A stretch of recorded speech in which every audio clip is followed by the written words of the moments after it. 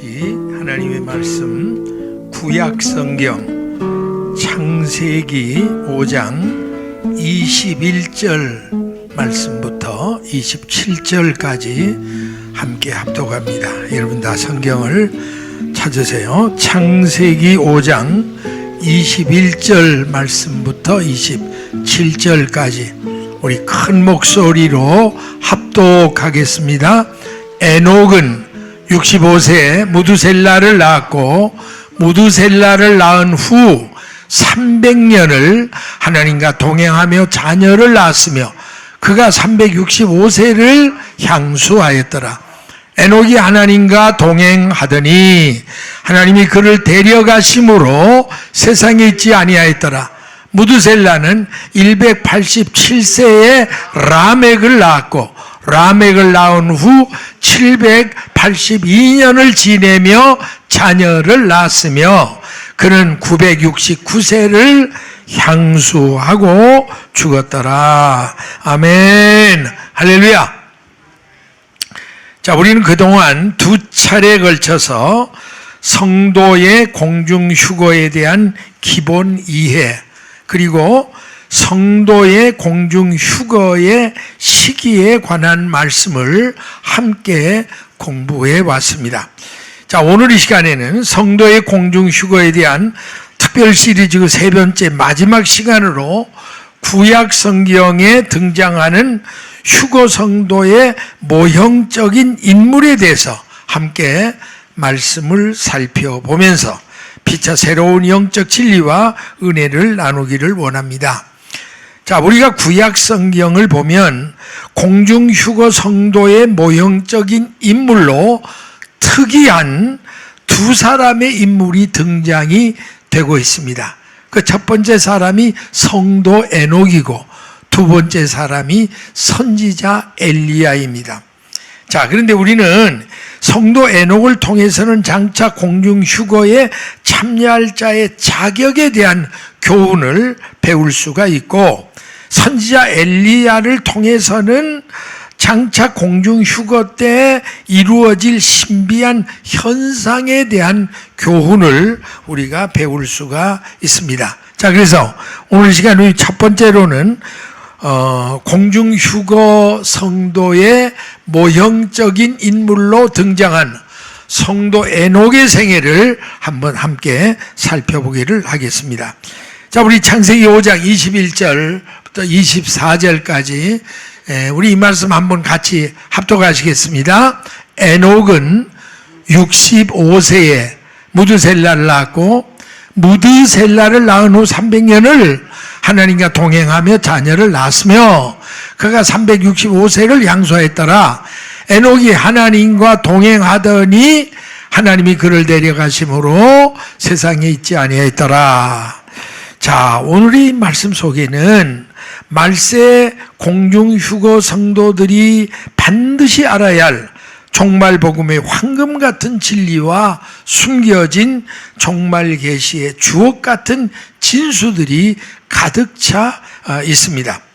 따라서 우리는 이 말씀 가운데서 가장 중요한 두 가지의 질문에 대한 해답을 차례대로 파헤쳐 보면서 피차 새로운 깨달음과 은혜를 나누기를 원합니다.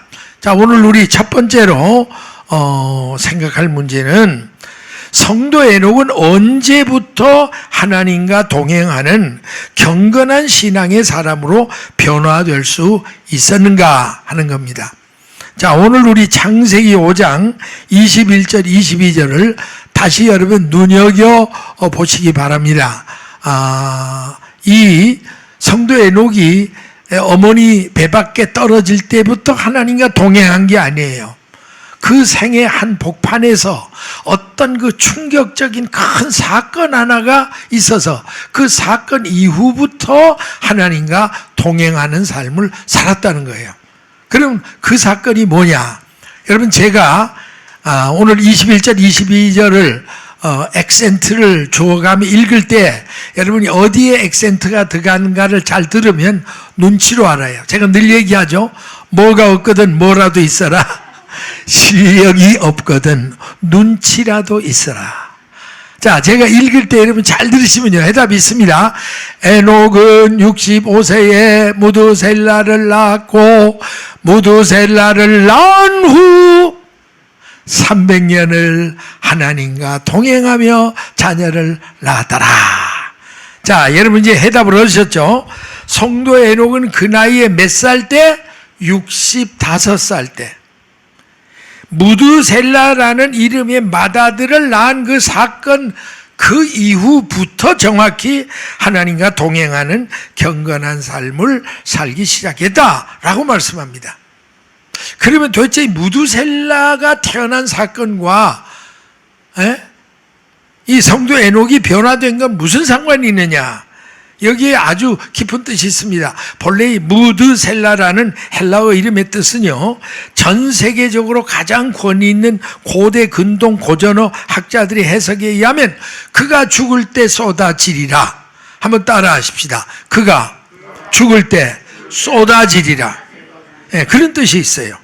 결국 무두셀라란 이름은 무두셀라가 죽는 날에 하나님이 온 세상을 홍수 심판으로 심판하신다는 걸 예고해 주신 그런 심판에 대한 예언적인 의미가 담긴 이름입니다. 그런데 사실 우리가 창세기 5장 7장까지 잘 연도를 계산해 보면 놀라운 일은 무두셀라가요 969세를 살고 죽었죠. 그런데 그때가 바로 노아가 600세 되던 때예요. 그리고 노아 홍수 심판이 정확하게 노아 600세 되던 해 노아 홍수 심판이 쏟아진 거예요. 그러니까 하나님의 예언의 정확성에 우리는 정말 경탄하지 않을 수가 없습니다. 따라서 주전 3300년경, 지금으로부터 약 5300년경의 역사 속에 실존했던 성도 에녹은 자기 맏아들 무두셀라가 죽는 날이 하나님의 홍수 심판이 쏟아지는 심판의 날이 될 것이라는 하나님의 종말 배신을 받은 그날부터 매일매일을 오늘이 나의 마지막이 될 수도 있다라는 가정적인 전제와 개인적인 종말 신앙 앞에 자기를 세워놓고 살아가게 된 거예요. 자, 여러분 한번 여러분이 쉽게 생각해 보세요. 여러분이 지금 성도 에녹인데 하나님께서 너 이제 맏아들 에녹이 태어나면 그 에녹이 죽는 날이 세상이 심판나고 끝난 날이다. 이런 이제 종말 계시를 받았잖아요. 그리고 나니까 에녹이 정신이 번쩍 든 거예요. 아, 내가 이렇게 살아 안 되겠다. 그러면 이렇게 될 거예요. 에녹이 태어나자마자 비상이 걸린 거죠. 이를테면. 왜? 언제도 죽을 수 있잖아요. 태어난 애가.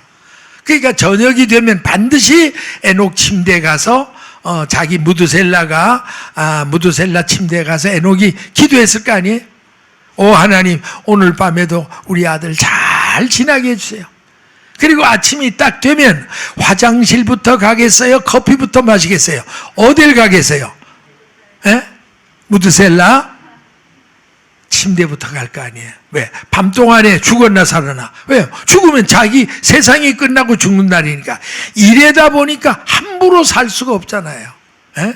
그러다 보니까 그때부터 매일매일의 개인 생활, 가정 생활, 사회 생활을 자신의 모든 삶을 하나님의 불꽃 같은 임재 앞에서 하나님의 심판과 죽음을 대비한 경건하고도 정화된 하나님과 동행하는 생활을 해나갈 수밖에 없었다는 사실입니다. 여러분, 우리 인간에게는 두 가지 종말이 있는 거 알죠? 첫째는 개인적인 종말, 두 번째는 시대적인 종말. 여러분, 개인적인 종말이 뭐예요? 내가 죽는 날이죠. 그건 여러분 믿거나 말거나 있는 날 아니에요? 시대적인 종말은 뭐예요? 피로 올릭진 역사의 장을 잡고 주님이 이 땅에 재림한 날이 역사적인 종말이야. 그럼 이 두 가지 종말은 여러분이 인정하든 말든 상관없이 때가 되면 그대로 이루어지는 거예요. 아멘. 아멘이시죠? 그런데 제가 뭘 발견했냐면, 저는 지난 88년도부터 주님이 이 종말 복음을 전해라고 해서 정말 목숨 걸고 이 복음을 전해오면서 제가 뭘 느꼈냐면, 시대적인 종말을 아무리 외쳐도 사람들이 참고는 해요. 그런가 보다. 정신 차려 믿어야 되겠는데 뭐 그런 각성은 하지만 삶이 변하지는 않더라고, 인격이. 그러나 개인적인 종말 앞에 딱 서면요 누구나 안 변할 수가 없어요. 예를 들면 오늘 여러분 이렇게 생각해 보세요. 내가 뭐 몇 달 동안 좀 이상했는데 뭐 괜찮겠지 하다 어느 날 병원에 갔어요. 그런데 그 의사가 마지막 딱 MRI 뭐 다 찍어보더니 늦었습니다. 당신 암 사기입니다. 왜 진작 오시지 지금 왔습니까? 라고 선고했다면 에이 쾌사라세라 뭐 사는 대로 살지. 그럴 사람 하나도 없어요. 정신병자 빼고는. 그때부터는 정신 차리고 내가 이렇게 살면 안 되지. 하나님이 내가 잘못했습니다. 내가 바로 믿겠습니다. 다 그렇게 변화가 되는 거예요. 제가 잘 아는 한국에 장로님 한 분이 계신데 이분이 아주 잘 나가는 장로님이에요. 돈도 잘 벌고 뭐 그러니까 목에 힘을 주고 교회 가서도 그냥 앞장서서 말이에요. 대접이나 받으려고 할지 누구 섬길지도 모르고 뭐 11조 생활을 제대로 할까 새벽 기도를 기념으로 할까 뭐 난 주일날 한번 딱 난 것만이에요. 장로로서 그 세도만 부리던 사람인데 어느 날 그 사모님하고 부인하고 여보 우리 밤낮 건강보험만 물지 말고 병원에 한번가 진단이라도 받아봅시다. 심심하니까. 이렇게 해서 그 중에 제일 유명한 병원에 갔어요. 딱 받았는데 웬걸? 결론만 얘기하면요 장암 거의 사기 이제는 뭐 얼마 못 산다고 그러더라고요. 그 선고를 받은 그날부터 이 장로님이 뒤집어지기 시작한 거예요. 하나님 내가 잘못했습니다. 새벽 기도하다가 쫄쫄 회개하고 매달리고 그때부터 정신 차려 11조 생활도 하고 전도도 하려고 애를 쓰고 남을 섬기려고도 하고 주의 종도 받들 줄 알고 그러면서 지금은 너무너무 훌륭한 신령한 장로가 됐어요. 할렐루야. 여러분 나는 분명히 말합니다. 제가 그걸 너무 잘 알아요. 아무리 시대가 또 내일 모레 주님 옵니다 이래도 변하진 않아. 그러나 당신 내일 모레 죽어! 그럼 변해요. 그게 인간입니다. 그러니까 에녹이 하루아침에 변한 게 아니에요. 오늘이 나의 마지막이도 마지막 날이 될 수도 있다는 이 개인 종말 앞에 딱 서면서부터 그의 삶이 완전히 획가닥 변화된 줄 믿습니다. 난 오늘부터 여러분들이 새로운 각오를 하세요. 따라하십시다. 주여 오늘이 나의 마지막 날이 될 수도 있습니다. 아멘이십니까? 여러분 잠언 27장 1절에 뭐라고 그랬어요? 너 인생아 내일 일을 자랑하지 말라. 하루 동안에도 뭐예요? 무슨 일을 당할지 알 수 있다 없다? 없다. 매일매일을 그분의 임재 앞에서 개인적인 종말 신앙 앞에 여러분의 삶이 주와 동행하는 삶으로 헷가닥 바꿔지는 역사가 일어나기를 주님의 이름으로 축복합니다. 자, 그 다음에 이제 두 번째로 생각할 문제는 하나님께서 왜 300년 동안이나 이 땅 위에 성도 에녹과 동행했느냐. 여러분 오늘 창세기 5장 22절 24절 보세요. 무두셀라를 낳은 후부터 자그만치 얼마를 동행했어요? 하나님과 300년을 동행했대. 여러분 이거 쉬운 일입니까? 우리 인간이 죄 많은 인간이 하나님과 동행할 수도 없고 해도 몇 분, 몇 시간 혹은 뭐 며칠 그건 모르지만 1, 2년도 아니고 300년을 이 땅에서 하나님의 손잡고 동행했다. 엄청난 사건입니다. 이건 누구나 할 수 없어요. 그럼 그게 어떻게 가능할 수 있었는가? 저는요, 이 창세기 5장 이 에녹의 사건에서 참 종말 복음을 너무너무 많이 깨우쳤어요. 그런데 내가 이걸 보면서 제 마음에 뭐 여러 가지 의문이 있었지만 두 가지의 큰 퀘스천 그게 있었어요. 그때 제가 성령 충만하던 때입니다. 그 성령 하나님께 제가 어느 날 물었어요. 성령 하나님, 제게 대답해 주세요. 에녹이 뭔데? 아니 에녹이 에브리바디 모든 사람과 같이 그런 것도 아니고 에녹만 유독히 하나님이 왜 300년 동안 그것도 하늘나라에 데려간 게 아니라 하나님이 이 땅에 출장 나와서 이를테면 에녹의 손을 잡고 300년 동행했다. 왜 그러셔야 합니까? 도대체 에녹이 뭘 보고 그랬습니까? 내가 정직하게 물었어요. 근데 그 두 가지 질문에 성령님이 이렇게 대답해. 사랑하는 종아, 너 연애 심리를 아느냐? 알죠? 연애 심리가 뭐냐? 사랑하는 사람과 떨어지지 않고 오래오래 함께 있기를 원하니 연애 심리입니다. 그래, 맞다. 그러면 내가 에녹을 300년 동안 동행한 이유를 네가 묻는다면 나 한마디로 대답해. 내가 에녹을 너무너무 사랑했기 때문이다. 그러시더라고요. 뭐 그러니까 제가 할 말이 없잖아요. 아니, 하나님이 뭐 그렇게 사랑해서 동행했다는 제가 무슨 의문을 제시해요? 아, 그렇습니까? 그러나 하나는 더 대답해 주세요. 그렇게 세상 말로 말하면 죽고 못 살도록 사랑했다면 에녹을 하늘나라 본부로 데려가면 되잖아요. 하나님 그거 뭐 얼마든지. 야, 에녹아, 나 너 보고 싶어. 하늘나라 올라와. 본부로 불러가. 그래서 하나님 곁에 두고 살면 되는데 그게 아니고 이 땅에 하나님이 내려와 300년을 동행한 의문이 안 풀리는 거예요. 여러분도 그렇지 않아요? 그걸 물었는데 그 대답이 내 생애 가장 큰 충격이었습니다. 뭐라고 대답했냐? 사랑하는 종아, 내가 에녹을 300년 동안 안 데려온 게 아니다. 하늘나라 데리고 오고 싶어도 못 데려왔다 그러더라고. 예? 하나님 못하신 게 있어요. 왜 못 데려갔습니까? 그랬더니 그가 하나님과 동행하는 이 땅에서 천국 사는 훈련이 끝난 사람만이 하나님이 데려가는 건데 이 땅에 천국 사는 훈련이 안 끝났다 이거예요. 에녹으로 말하면 300년 동안이나 기다려줘서 그 하나님과 동행하는 천국 사는 훈련이 끝나고 나니까 데려간 거예요. 야, 저는 그걸 듣고 영계가 다시 한번 확 열렸습니다. 이거구나. 나는 여러분 오늘 중요한 말입니다. 오늘 연세 드신 분들 인생의 연속에 70여 강건하면 80이라도 그렇죠. 근데 8, 90이 됐는데 갈 것 같은데 여전히 오래 사는 분 두 가지예요. 제가 연구해. 하나는 사명자는요 120까지도 가요. 모세 그랬잖아요. 근데 사명도 없이 그냥 자꾸 곧 갈 듯 하면 오래 살죠. 왜 그렇겠어요? 갈 준비가 안 된 거예요. 이거 여러분 깨달으세요. 오늘 이 말씀을 듣는 분 중에 연세 많은 분인데 아이고 하나님 나 가면 좋겠는데 근데 안 데려가. 왜? 아직도 이 땅에 천국 사는 훈련이 안 끝난 거예요. 천국 들어갈 준비가 안 된 거예요. 그러니까 여러분이 그거를 깨달으셔야 돼요. 그래서 천국도 아무 때나 가는 게 아니라 천국 사는 훈련이 이 땅에서 어느 소정의 기간이 끝나야만 주님이 데리고 가시는구나 하는 것을 우리가 분명히 알아야 되겠습니다.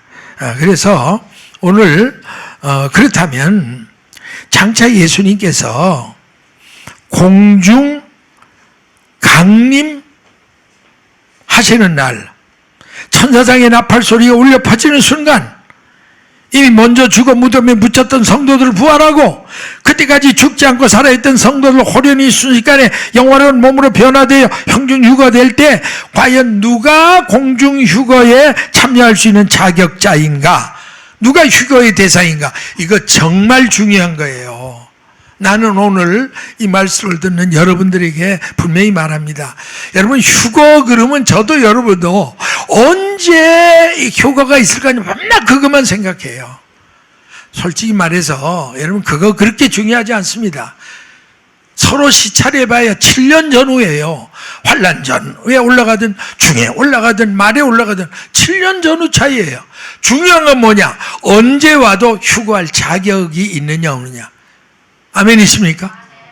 여러분 그것처럼 중요한 게 없어요. 그거는 대책도 없이 아무 준비도 없이 아이고 주님 빨리 오셔서 이 코로나 하기 전에 빨리 데려갔으면 안 됩니다. 그건 현실은 도피주의자들이 바른 신앙의 사람이 아니라는 걸 알아야 됩니다. 그렇기 때문에 오늘 여러분들은 누가 휴거의 대상이 될 수 있는가에 신경을 쓰고 그 자격만 갖추면 주님이 언제 오시면 뭔 문제가 있어요? 아멘이십니까? 내일이라도 내일 올라가면 되고 모레라도 모레 올라가면 돼. 문제는 자격이 없으면 오늘 와도 소용없고 내일 와도 소용없고 모레 와 소용없는 거예요. 여러분 정말 이 말을 정신 차려 들으세요. 이렇게 목자가 안타깝게 머리가 빠지도록 연기에 들어도 어떤 사람은 귀때기로도 안 들어. 뭐라 그래도 나는 환난전에 올라간다고 이런 도깨비 같은 소리 하고, 여러분 그러면 안 돼요. 구제불능의 사람입니다. 말씀대로 믿어야죠. 우리가 따라하십시다. 기분대로 믿지 말고 말씀대로 믿자. 아멘. 말씀이 그렇게 말씀했으면 우리가 그렇게 잘못 알아듣더라도 고쳐야죠. 여러분, 그러면 공중 휴거 될 때 누가 휴거에 참여할 수 있느냐? 두말할 것도 없어. 성도 에녹을 보면 알잖아요. 성도 에녹이 공중 휴거 성도의 모형이에요. 하나님은 모형 없이 실제로 역사하지 않는다 그 말이에요. 성도 에녹처럼 이 땅 위에 육신이 살아생전 하나님 말씀 성령의 능력으로 자아가 깨어져서 자기 혼 속의 주님을 왕으로 모시고 매일매일 이 땅 위에 주님과 동행하며 천국 사는 훈련, 성령 충만한 삶을 살았던 성도들만이 장차 성도의 최고 최대 최후의 소망인 영광스러운 공중휴거에 참여할 수 있는 영광과 축복을 누리게 될 줄 믿으시면 아멘 하시기 바랍니다. 여러분, 우리 창세기 5장 24절 오늘 본문 다시 보세요. 한번 따라 하시다. 에녹이 하나님과 동행하더니 하나님이 그를 데려가심으로 세상이 있지 않다. 이게 휴거예요. 동행하더니 이게 중요한 거예요. 데려간 거는 나중 얘기예요. 동행하지 않는데 어떻게 데려가요? 아니, 여러분이 누구를 데려간다. 아니, 동행해야 누구를 손을 끌고 데려가지. 그 사람은 저기 천만리 밖에 있고 낙엽인데 어떻게 데려가요? 하나님과 동행하고 늘 성령 충만하고 임마누엘 신앙 가지고 살아야 주님이 우리를 끄어잡고 천국으로 올라가요. 그게 바로 휴거 사건이에요. 믿어지십니까? 그러니까 누가 뭐라 그래도 공중휴거는 아무나 하는 게 아니에요. 이 환난전 휴거자들이 정신 빠진 얘기를 합니다. 구원받은 모든 성도는 몽땅 올라간다. 성경에 그런 말이 어디 있어? 성경 없는 얘기를 왜 자꾸 해서 헷갈리게 만들어요? 절대 이러면 그거 큰 죄입니다. 그거 회개해야 됩니다. 성경이 없는 말이에요. 어디 구원받은 자는 몽땅 올라가요? 성경이 그렇게 안 돼 있는데. 그러니까 오늘 그래서 성도 에녹을 통해서 적어도 휴거에 동참하려면 에녹처럼 살아야 된다. 그거를 샘플로 보여주셨다 그 말이야. 믿으시면 아멘 하시기 바랍니다. 그래서 나는 여러분에게 늘 이렇게 기초를 다짐하고 싶어서요. 여러분 정말 공중 들림 받길 원하십니까? 첫째로 거듭나셔야 돼요. 두말할 거 없어요. 예수를 나의 왕, 나의 구주로 내 영속에 거듭해서 중생 거듭나야 돼. 여러분 정말 담에색의 주님 1대1로 만나 거듭났냐 이거예요. 종교적으로 그저 관습적으로 믿었으니 구원해 주시같이 그건 종교예요. 종교. 착각하지 마세요. 내가 1대1로 주님을 인생의 골목에서 만나야 돼요. 그러니까 내가 거듭나야 돼요. 아멘이십니까? 이게 첫째고, 거듭만 난다고 휴거되는 거 아니에요. 분명히 난 얘기합니다. 자아가 깨어져야 돼. 이게 제일 중요한 거예요. 내 혼이 깨어져야 돼. 그리고 내 혼 속에 주님이 왕이 되셔야 돼요. 그래서 이 땅에 왕의 복음을 사는 자, 주와 동행하는 성령 충만한 삶을 사는 자만이 에녹처럼 하나님과 동행하는 삶의 현장에서 하나님이 데려가시니까 세상에 있지 않더라. 이게 바로 휴거의 사건이다. 아멘이십니까? 나는 여러분이 그렇게 되시기를 주님의 이름으로 축복합니다. 아멘. 자, 그 다음에 이제 오늘 두 번째로 생각할 문제는 공중휴거 성도의 또 하나의 모형적인 인물로 등장한 선지자 엘리야의 생애. 여러분 이 두 번째 말씀이 참 중요해요. 여러분 대개 에녹에 대한 말씀은 여러분이 여러 차례 들었을 거예요. 근데 엘리야에 대한 말은 여러분이 별로 듣지 않았어요. 오늘 요 대목에서 정신 차리고 들으세요. 열왕기하 2장 11절 이하에 보세요. 자, 한번 읽겠습니다. 이 스토리를 마음에 잘 담아두세요. 이 엘리야의 승천 사건인데 그거 잘 읽으면서 내용을 마음속에 담아두세요. 시작. 두 사람이 행하며 말하더니 호련히 불수레와 불말들이 두 사람을 격하고 엘리야가 회리바람을 타고 승천하더라. 엘리사가 보고 소리 지르되 내 아버지여 내 아버지여 이스라엘의 병거와 그 마병이 하더니 다시 보이지 아니하는지라. 이 엘리사가 자기의 옷을 잡아 둘에 찢고 엘리야의 몸에서 떨어진 겉옷을 주어가지고 돌아와 요단 언덕에 서서 엘리야의 몸에서 떨어진 그 겉옷을 가지고 물을 치며 가로되 엘리야의 하나님 여호와는 어디 계시니까 하고 저도 물을 치매 물이 이리저리 갈라지고 엘리사가 건너더라. 참 이거 신비한 장면인데 선지자 엘리야가 역사적으로 죽음을 맛보지 않고 산채로 승천한 사건입니다. 여러분, 사람이 어떻게 죽지 않고 산채로 승천합니까? 최초로 승천한 에녹 다음으로 승천한 사람들입니다. 그런데 이 선지자 엘리야의 승천 사건은 영적인 면에서는 예수님의 부활 승천 사건의 모형과 동시에 장차 예수님께서 공중 강림하실 때 이루어질 성도들의 공중 휴거 사건의 모형적인 사실로 보여준 거예요. 따라서 우리는 이미 앞에서 말씀드린 것처럼 여러분 잘 기억하세요. 성도 에녹의 사건을 통해서는 말세 공중유거 성도의 기본 자격이 무엇인가를 우리에게 가르쳐주고 있고, 아울러 선지자 엘리야의 승천 생애를 통해서는 말세 성도의 공중휴거에 발생하게 될 신비한 현상, 그 비밀에 속한 휴거복음의 영적 진리와 교훈을 우리가 배울 수가 있는 겁니다. 자, 이제 여러분이 엘리야의 생애를 통해 제가 한 3가지 아주 그 신비한 사건을 하나하나 풀어드리겠어요. 먼저 성도의 공중 휴거 시에 어떤 사태가 발생할 것인가, 요겁니다. 여러분, 오늘 열왕기하 2장 11절 하반절에 무슨 말씀이 있어요? 보세요. 두 사람은 누구죠? 엘리야와 제자 엘리사가 이제 같이 걸어가서 서로 얘기를 하더니 호련히 갑자기 불수레와 불말이 두 사람을 격하고 두 사람 사이를 딱 이렇게 벌려놓은 거예요. 격하고 떼어놓고 그 말이에요. 따라하십시다. 엘리야가 회리바람을 타고 승천하더라. 할렐루야. 여기서 그 신비가 부르자면 엘리야가 뭐 타고 승천했어요? 회리바람. 근데 이제까지 여러분은 뭐 타고 승천했다고 알아요? 병거 타고. 주의 산지 엘리야 병거 타고 하늘에 올라가던 이를 기억하면, 나도 이렇게 신나게 찬양을 불렀지만 나중 부르고 보니까 그 엉터리 찬송이더라고. 누가 그 지은 사람이 아주 성경에는 모르는 사람이에요. 엘리야가 절대로 기념으로라도 병거 타고 올라간 일이 없어요. 아멘이십니까? 뭐 타고 올라갔어요? 회리바람을 타고. 병거는요, 이 엘리야를 에스코트하는 천사장이 타고 온 병거예요. 그걸 바로 아셔야 돼요. 회리바람을 타고 승천한 거예요. 성경은 정확하게 알아야 됩니다. 그러면 이 선지자 엘리야가 타고 승천한 이 회리바람은 뭐냐? 영적으로 불같고 바람 같은 성령의 능력과 기운, 그게 바로 영적인 회리바람이에요. 그걸 어디서 알 수 있느냐? 여러분, 사도행전 2장 1절부터 3절 최초로 성령이 떨어질 때 똑같은 현상이 일어납니다. 보세요. 오순절 날이 이르렀더니 저희가 한 곳에 120문도가 쫙 모여 열흘 동안 금식하며 차리하며 기도했죠. 그랬더니 갑자기 호련히 하늘로부터 급하고 한 바람이 나오잖아요. 회리바람, 성령바람, 그게요. 바람 같은 소리가 쫙 했어요. 그리고 저희 온 집에 가득하고 불의 혀같이 갈라지는 것이 저에게 보여 각설에 임하여 있다가 성령이 충만했다, 이거죠. 그러니까 과연 장차 공중 휴거에 일어날 때 그 불같고 바람 같은 성령의 능력과 기운이 와서 우리를 잡아서 이끌어 올라가는 사건, 그게 바로 휴거 사건인 줄 믿으시면 아멘 하시기 바랍니다.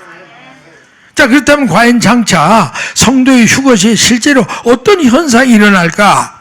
자, 우리가 이미 2시간에 걸쳐 공부한 말씀 데살로니가전서 4장 17절에 구름 속으로 끌어올려 그랬죠. 그 말이 헬라 원어로 뭐라 그러죠? 하르파조라 그랬죠. 그런데 이 원어의 뜻이 뭐냐면, 세계 종말론 학자들이 이 하르파조라는 원어의 뜻을 이렇게 해설했습니다. 잘 들어보세요. 마치 느닷없이 불어닥치는 회오리 바람에 낙엽이나 티끌이나 휴지 조각이 갑자기 공중으로 휘몰려 올라가는 것과 같은 현상, 그게 바로 하르파조라, 공중으로 끌어올려라는 말의 뜻이라. 여러분 충분히 이렇게 연상할 수 있죠. 들판에 가다 보면 바람이 회랫바람이 샥 불면 뭐 먼지니 뭐 이런 거 막 그냥 말려 올라가. 똑같은 현상이라고 말이에요. 그렇다면 우리는 성도의 공중 휴거 신비를 좀 더 깊이 알려면 먼저 마지막 나팔의 비밀도 알아야 돼요. 고린도전서 15장 51절 52절. 제가 언제나 우리 이 성도들의 하관시계가 꼭 이 예배 드릴 때 이 말씀 주시죠. 고린도전서 15장 51절.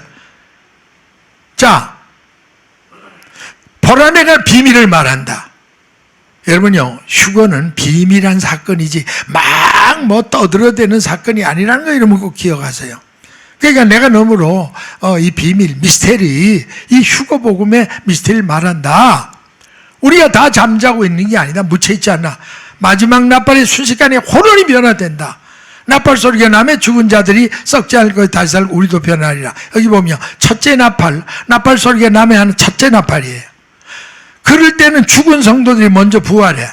그 다음에 맨 마지막 나팔이 따따따 하고 울려 퍼지는 순간 그때까지 살아있던 성도들은 호련히 변화. 이게 바로 휴거 사건인 걸 알 수 있습니다. 언제나 이 마지막 나팔 비밀을 아셔야 돼요. 자, 그런데 이 마지막 나팔에 순식간에 호련히 변화된다고 그랬죠. 근데 이 순식간에 호련이라는 말을요, 뜻을 해석하면 눈 깜빡할 사이를 말합니다. 영어로 말하면 in a twinkling of an eye. 눈 깜빡할 사이. 시간으로 정확히 말하면 약 1000분의 1초 정도의 짧은 시간이에요. 그러니까 그렇게 휴거될 때 몸이 그렇게 빠른 시간에 변화되는 거예요. 눈 깜빡할 새. 자, 절 똑바로 봐야죠. 제 눈 깜빡하는 거 봤어요? 못 봤죠? 몰라요. 너무 짧으니까. 그럴 정도로 휴가는 성도의 몸이 가닥 신령한 몸으로 바뀌어진다. 얼마나 신비한 사건입니까? 성도 여러분, 그렇다면 당신은 과연 어느 날 전혀 예기치 못한 한순간에 호련히 공중으로 들림받아 올라갈 영적으로 그리스도의 신부단장이 되어 있는지, 믿음의 등불 성령 이름, 의의 세마포가 준비되는가? 여러분 이거부터 확인하세요. 자꾸 주님 뭐 빨리 옵니다, 내일 모레 오는 것처럼, 그것도 잘못된 거예요. 성경이 그리스도 하는 걸 자꾸 그렇게 남에게 겁을 주는 거, 그것도 큰 죄입니다. 무조건 빨리 오는 게 아니에요. 땅 성경 끝나야 오고, 이제 이스라엘 회복되어 온다고 성경에 얘기를 했는데도 무슨 잠뚱단지였죠. 내일 모레 오는 것처럼 참 그렇게 떠들어대요. 그건 잘못된 얘기입니다. 잘못된 영을 받은 사람들이 그런 소리를 해요. 그러니까 여러분들이 엉터리로 믿지 말고 정석대로 믿으세요. 따라하십시다. 기분대로 믿지 말고 말씀대로 믿자.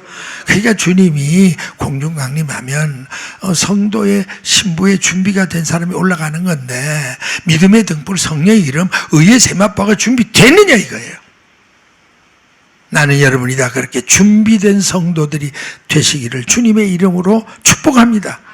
자, 그 다음에 이제 엘리야의 승천 사건에서 또 하나 우리가 배워야 할 교훈은, 성도의 공중 휴거 시에 어떤 몸으로 변화되어 신랑 되신 주님을 영접하게 될 건가 궁금하잖아요. 우리 어떤 몸을 가지고 휴거될 거냐, 이 신비를 풀어야 돼요. 열왕기하 2장 12절 이하에 있습니다. 12절서부터 14절. 자, 큰 소리 읽을 때 이 본문 내용을 잘 마음에 담아두세요. 시작. 엘리사가 보고 소리 지르되 내 아버지여, 내 아버지여, 이스라엘의 병거와 그 마병이여 하더니 다시 보이지 아니하는지라. 이 엘리사가 자기의 옷을 잡아 둘에 찢고 엘리야의 몸에 떨어진 겉옷을 주워 가지고 돌아와서 요단 언덕에 서서 엘리야의 몸에 떨어진 그 옷을 가지고 물을 치며 가로되 엘리야의 하나님 여호와는 어디 계시니까 하고 저도 물을 치매 물이 이리저리 갈라지고 엘리사가 건넜다. 자, 이 말씀이죠. 여러분, 이 말씀을 통해서 보면 선지자 엘리야가 회리바람과 같은 성령의 기운에 이끌려 육체가 공중으로 들려 올라가는 순간입니다. 순식간에 육체가 신령한 몸으로 변화되어 올라갔다. 그걸 알아야 돼요. 여러분, 이제껏 자, 예를 들면 에녹이 300년 동안 했다가 올라갔다. 죽음을 맛보자 올라갔다니까 육체가 올라간 걸로 아는 분들이 많아요. 또 엘리야가 회리바람을 타고 올라갔다 그러니까 육체가 그대로 올라간 걸 전혀 그렇지 않습니다. 여러분 왜 그러니까 아닌가 오늘 그 말씀 다시 보세요. 열왕기하 2장 12절 이하에 보세요. 엘리야가 지금 올라갔잖아요. 잘 보세요. 요거 아주 숨은 비밀이에요. 그러니까 엘리사가 선생님 아버지요 이스라엘의 병과 마병이요 우리 두고 가면 어떡해요 막 그랬는데 엘리야는 보이지 않고 엘리야의 몸에서 떨어진 겉옷 하나가 펄럭 내려오는 거예요. 그러니까 엘리야가 그걸 주워가지고 요단강을 치니까 요단강이 갈라지면 건넜다 이런 얘기거든요. 그러면 엘리야의 몸에서 겉옷이 떨어졌다는 것은 육체 그대로 올라갔다는 거예요? 올라가는 순간 영체로 변화됐다는 거예요? 변화됐다는 거예요. 이 신비를 여러분 아셔야 돼요. 여러분 엘리야가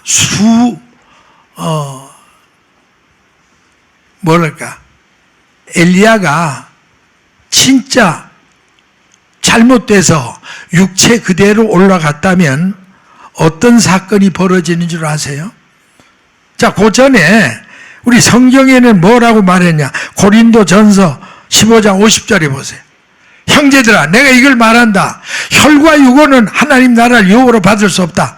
다시 말하면 육체를 가진 인간은 하늘나라에 들어갈 수 있다 없다? 빨리 얘기해. 없어. never. 전혀. 이 육체를 가지고는 12번 죽어도 못 올라가. 예수님이 하나님인데도 육체 가지고 성경에 하늘나라 못 올라가니까 부활체를 입고 승천한 거예요. 아멘이십니까? 그러니까 예외가 없어요. 그러니까 엘리야도 만약 겉옷 떨어졌다는 그 사건이 성경에 안 기록됐으면 이건 영원히 미스테리예요. 우리가 뭐로 증거할 거예요? 엘리야 올라갔다. 산채로 올라갔네. 그럼 육체가 올라간 거 맞죠? 근데 아니고 겉옷이 떨어졌다는 거 보니까 올라가는 순간 육체는 변해서 부활체가 됐다는 거예요. 아멘. 그러니까 겉옷은 땅으로 떨어질 수밖에 없다. 이해가 되십니까? 오늘 이거 굉장히 중요한 말입니다. 그래서 우리는 선지자 엘리야의 승천 사건을 통해서 장차 성도들이 공중 휴거될 때 반드시 하나처럼 신령한 몸으로 변화돼야 공중 휴거가 가능하다 하는 사실을 의심 없이 믿으시기 바랍니다. 여러분 만에 하나라도 엘리야가 육체가 안 변한 채 하늘나라 들어갔다 이러면 어떤 일이 생긴 줄 아세요? 그날부터 하늘나라는 화장실을 지어야 돼. 먹고 싸야 되잖아. 엘리야도. 그렇죠? 그러면 화장실이 지어지는 그 순간부터 천국은 더 이상 뭐예요? 천국이 아니요. 화장실이 있는 게 무슨 천국이요? 그러니까 심각한 문제입니다. 여러분 그냥 막연하게 믿지 마세요. 할렐루야 뭐 그러면 그렇고 뭐 저런 이거 아닙니다. 진리를 정확히 아셔야죠. 육체를 입고 들어가면 화장실이 필요한 거고 그러려면 천국이 아니고 이 보통 심각한 문제. 그러니까 반드시 변화돼야 돼요. 신령한 몸으로. 아멘이십니까? 웃지 못할 사실은요. 제가 아는 어떤 게 여전도사가요. 잘 들으세요. 이런 건 보통 얘기가 아닙니다. 아무 열심히 있어 기도 많이 하고 철야하고 금식하고 그 대신 약간 주책기가 있어요. 대개 예수 잘 믿는 여자들은 보면 주책기가 조금씩은 있어요. 근데 이 나쁜 말이 아니에요. 장로님. 주가 책임져야 할 사람들. 여기 주책이에요. 주책이 없는데 이 여전사가 흠이 뭐냐면 자꾸 몸을 빼려고 그래요. 몸도 그렇게 뚱뚱하지도 않은데 몸을 자꾸 빼려고 자꾸. 그 주위 사람들 지켜보다 권사님이 물었대요. 전도사님 뭐 그렇게 뚱뚱이도 아닌데 왜 그렇게 몸을 빼려고 애를 씁니까? 그러니까 권사님 이건 비밀인데 절대 다른 사람이 말하지 말라 그러더래. 그러면서 한 말이 사실은 그게 아니고 나는 누구보다 먼저 휴거해야 되는데 몸무게가 180 이상 200파운드 이상 나가면 올라가다가 떨어질 가능성이 있지 않냐 이거예요. 너무 무거우니까. 얼마나 순진한 생각입니까? 여러분 그거는 말도 안 되는 걱정. 이런 사람이니까 잘 돌봐드리세요. 여러분 주위에 이런 주책이 있거든. 밥을 많이 먹이든지 잘 좀 돌봐주세요. 여러분 휴거하는 거는 육체로 올라가는 게 아니에요. 500파운드라도 상관없어요. 육체로 올라가는 게 아니니까. 뭐로 올라가요? 변화돼서 영체로, 부활체로. 아멘입니까?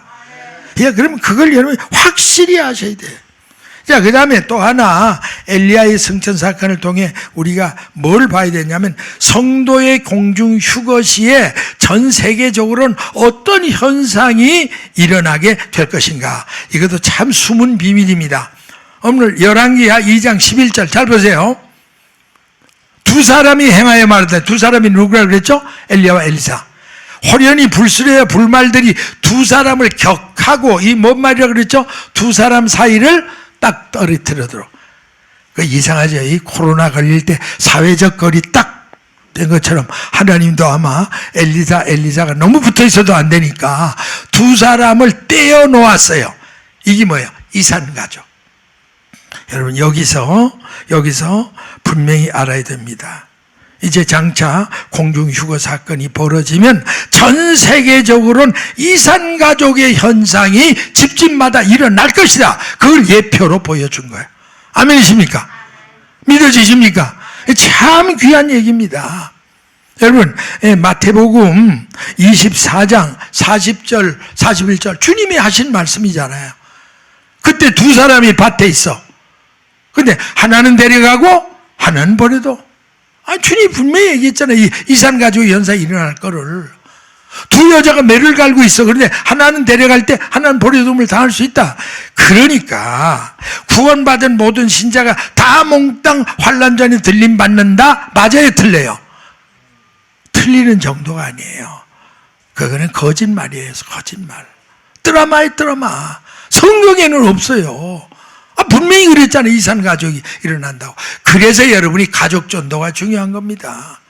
여러분 남편이 올라가는데 아내가 떨어져. 이산가족이에요. 아내가 올라가는데 남편이 버려져. 이산가족이에요. 슬픈 비극이에요. 여러분 이런 비극이 여러분 가정에서 안 일어나려거든 어떻게 해야 돼요? 여러분 부지런히 가족 전도부터 하세요. 아멘. 세계 선교도 중요하지만 내 가족부터 전도해서 남편이 올라갈 때 아내도 함께 올라가야 돼요. 아멘이십니까? 여러분 우습게 알면 안 돼요. 어떤 사람은 옆에 내가 믿을 때 믿겠지 지팔자지 이러면서 전도 안 하는 사람이 있어. 정말 너무 안타까운 사람. 말이 그렇지. 여러분 한 자리에 잠자리를 하든 남편과 아내가 이산가족이 된다면 어떻게. 그러니까 엘리야를 통해 그거 보여준 거예요. 엘리야와 엘리사가 얼마나 가까운 줄 아세요? 막 선생님 아버지요 부르고 별소리 다 하는데도 하나님 딱 때가 되니까 이산가족의 현상이 일어난 이런 것들이 현실적으로 일어날 수 있다. 믿으시면 아멘. 가족 전도부터 열심히 하세요. 여러분이 가족 전도하기 싫거든 혼자 사세요. 그러면 상관없겠죠. 어쨌든 여러분 다 가족 전도해서 주님 공중 강림하실 때 우리 가족이 다 함께 들림받는 축복이 있기를 주님의 이름으로 축복합니다. 자, 이제 마지막 세 번째로 오늘 생각할 문제는 변화산 위에서. 여러분 변화산이라는 건요 다볼산이에요. 제가 여러 번 이스라엘 갈 때마다 여기 찾아오라 너무너무 좋았어요. 변화산 위에서 환상 중에 나타난 모세와 알리야를 통해 하나님이 휴거복음의 놀라운 진리를 어느 날 제게 깨우쳐 주셨습니다. 참 이거 엄청난 진리입니다. 여러분 이거 아주 정신을 이 마지막 대목에 attention please. 자, 정신차리게 보세요. 누가복음 16장 28절 여기 이런 말씀이 있습니다. 진실로 진실로 너희 이르노니 여기 사는 사람 중에 잘 보세요. 죽기 전에 인자가 왕권을 가지고 오는 걸 볼 자들도 있다. 지금 여기 사는 사람 중에는 12제자를 말하는 거예요. 그렇죠? 예수님이 12제자를 데리고 그 다볼산에 올라갔단 말이에요. 근데 여기 섰는 사람 중에 죽기 전에 인자가 왕권을 가지고 올 자들, 볼 자들도 있다. 이 말은 여러분 주님이 왕권 가지고 온 건 지상재림이에요. 초림도 아니에요. 공중 강림도 아니에요. 왕권을 가지고 오는 건 두 말을 지상재림할 때인데 그 광경을 여기 있는 12제자 다 볼 게 아니고 볼 자들도 이거 뭐예요? 더러 몇 사람. 나중에 그럼 그 더러가 누군가가 그 다음에 17장 1절 이하에 나와요. 엿새 후에 예수께서 베드로와 야고보 형제 요한, 여러분 알죠? 예수님 밑에는 70문도가 있었고 70문도 속에는 12사도가 12사도 중에 참모가 베드로와 야고보 요한인데 어느 날 주님이 이 세 참모를 데리고 그 바로 다볼산 변화산에 올라갔어요. 근데 올라갔는데 어떤 역사가 일어나냐, 막 기도하는데 저희 앞에서 변형이 돼서 얼굴이 막 해같이 바짝바짝바짝바짝 빛나요. 샤이닝. 그 다음에 옷이 하얀, 드라이 클리닝을 해도 할 수 없는, 다른 복음은 그렇게 돼 있어요. 빨래하는 자가 그렇게 할 수 없을 정도로 하얀 광채나는 빛이 떠졌어요. 그런데 모세와 엘리야가 환상 중에, 이건 뭐냐면 예수님이 지상재림할 때 광경이에요. 그러면 아까 조금 전에 말씀으로 올라가서 보세요. 여기 섰는 사람 다는 못 보지만 더러는 인자가 왕권 가지고 올 걸 볼 자들도 있다 그랬죠. 그리고 엿새 이후에 실제로 주님이 지상재림하는 그 광경을 뭐예요? 예고편으로 보여준 거예요. 아멘. 이해가 돼요? 이거 굉장히 묘한 말입니다. 여러분 유명한 영화는 본편 상영 전에 뭐가 있어요? 예고편. 그럼요. 여러분 주님이 재림하고 땅에 있는 성도가 부활하고 휴거해서 한나라로 올라간 우주가 뒤집히는 사건을 예고편 없이 주님이 진행하려는 그런 무질서한 하나님이 아니셔요. 그러니까 예고편을 어디서 보여줬느냐?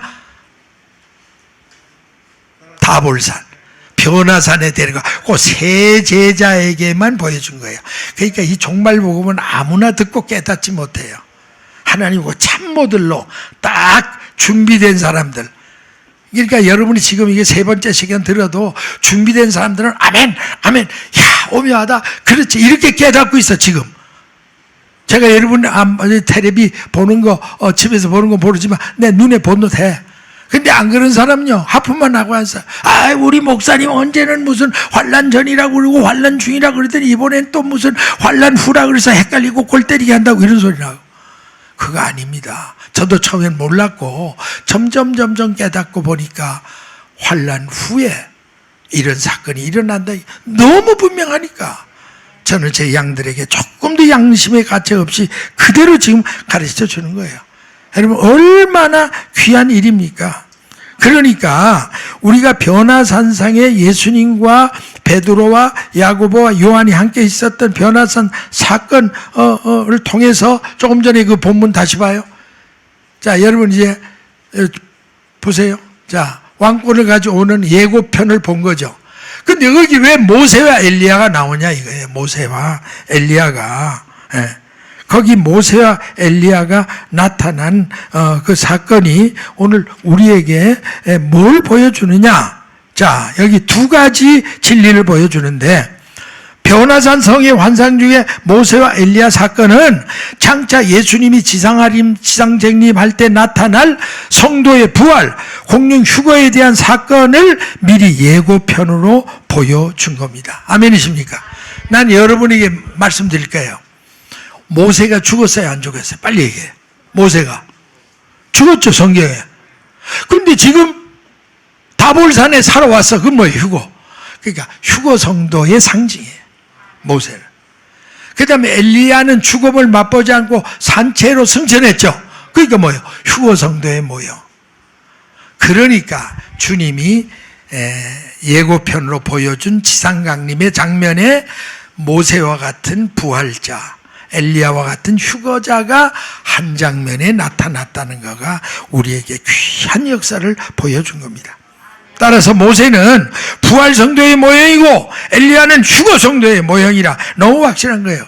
하나 여러분 제가 더 깊게 들어가 확실하게 보여줄 거 있어요.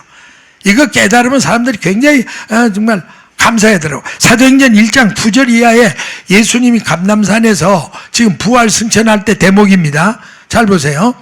자, 한번 같이 읽습니다. 큰 소리로 시작.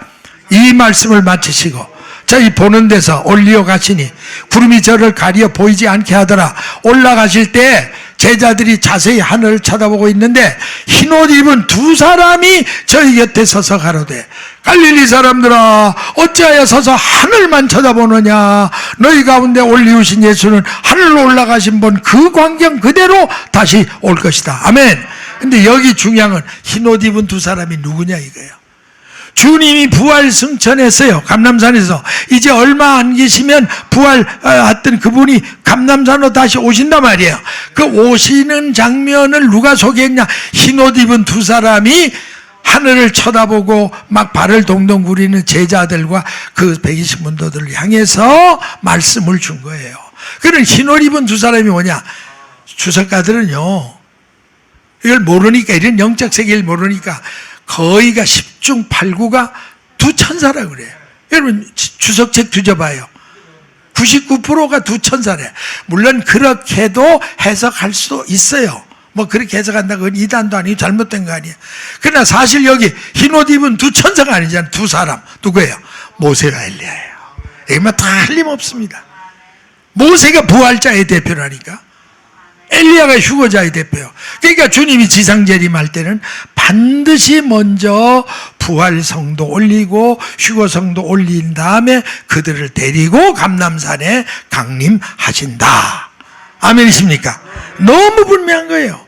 그 다음에 또 한 가지는 이 변화산 성의 환상 중에 나타난 모세와 엘리야 사건을 통해서 장차 성도의 부활과 공중유거 사건은 누가 뭐라고 해도 7년 환란 후 예수님께서 지상재림하실 때 이루어질 사건이라는 걸 확인할 수가 있는 줄로 믿습니다. 아멘. 자, 여러분 유다서 1장 14절 15절 여기 보면, 자, 우리 한번 큰소리 읽습니다. 시작. 아담의 7세손 에녹이 사람들에게 대하여도 예언하여 이르기에 보라 주께서 수많은 거룩한 자와 인께 임하셨나니 이는 무사람을 심판하사 모든 경건치 않은 자의 경건치 않게 행한 모든 경건치 않은 일과 경건치 않은 죄인이 죽게 거스리한 모든 강판 말을 인하여 저희를 정죄하려 하심이라. 다른 얘기 다 빼고 거기에 분명히 수많은 거룩한 자와 함께 감람산으로 내려오는 장면을 말해요. 수많은 거룩한 자가, 이건 천군 천사는 아닙니다. 먼저 죽었던 성도들, 부활하고 휴거한 성도들, 그러니까 부활하고 휴거했던 성도들, 그 성도들과 함께 감람산에 재림할 것을 말한 거고, 또 데살로니가 전서 3장 13절도 마찬가지예요. 너희 마음을 굳게 하시고 우리 주 예수께서 그의 모든 성도와 함께, 보세요, 그 거룩한 자라는 게 구체적으로 모든 성도라고 딱 잘라 말하잖아요. 모든 성도와 함께 강림할 때, 그때 어떤 성도가 되어야 돼요? 하나님 우리 아버지 앞에 거룩함에 흠이 없는 성도가 돼야 그 부활과 휴거에 동참할 수 있다라고 말합니다. 아멘이십니까? 여러분, 제가 심혈을 기울여서 그동안 3시간에 걸쳐서 이 종말 복음에, 아니 휴거 복음에 주옥 같은 말씀을 파헤쳐 증거했습니다. 결론입니다. 사랑하는 재직 및 성도 여러분, 그리고 앞으로 전 세계 여러 가지 방송 매체를 통해서 복된 성도의 공중 휴거복음을 들으실 전 세계 종말시대 사명자 여러분, 우리는 그동안 장장 3차례에 걸쳐 성도의 공중 휴거에 대한 성경적인 중요한 휴거복음을 특별 연속 시리즈로 함께 공부해 왔습니다. 할렐루야! 오늘 이 시간 그동안 공부해온 성도의 공중 휴거의 기본 개념, 성도의 공중 휴거의 시기, 그리고 공중유거 성도의 모형적인 인물로 구약 성경에 등장한 성도 에녹의 생애, 선지 엘리야의 생애를 통해서 보여주신 중요한 성도의 공중유거 복음의 진리와 오묘한 교훈이 무엇인가를 다시 한번 기억하고 명심하시기를 주님의 이름으로 부탁합니다. 한번 따라하십시다. 종말시대 성도 여러분, 따라하세요. 잘 벌어, 잘 먹고, 잘 사는 것보다 바로 알고 바로 믿고 바로 살아가시기를 주님의 이름으로 축복합니다. 아멘. 할렐루야. 박수로, 영광의 박수, 감사의 박수 드리겠습니다. 할렐루야. 아버지 하나님 감사합니다. 성령 하나님 고맙습니다. 웬 은혜입니까? 웬 사랑입니까? 전 세계는 코로나 재앙으로 아우성치고 죽어가고 멸망해가는 이 지구촌 위에서 우리는 하나님의 은혜로 장장 3시간을 성도의 공중 휴거에 이 주옥 같은 정금 같은 말씀을 파헤쳐 들었습니다. 정말 심혈을 기울여 유감없이 이 말씀을 선포했습니다. 이 말씀을 들으면 귀가 복되게 하시고 깨달은 영이 새롭게 하시고 저희들의 삶이 새롭게 변화되게 하여 주시옵소서. 이 이제까지 우리가 어설프게 잘못 알았던 전 이해와 오해를 다 아버지 말살해 주시고 이번 3시간에 걸쳐 명백하게 아주 분명하게 선포한 이 말씀을 듣고 저들의 마음이 저들의 영이 정확하게 진리 위에서 새롭게 재무장되는 놀라운 역사가 일어나게 도와 주시옵소서. 주 예수님의 이름으로 기도하옵나이다. 아멘. 할렐루야.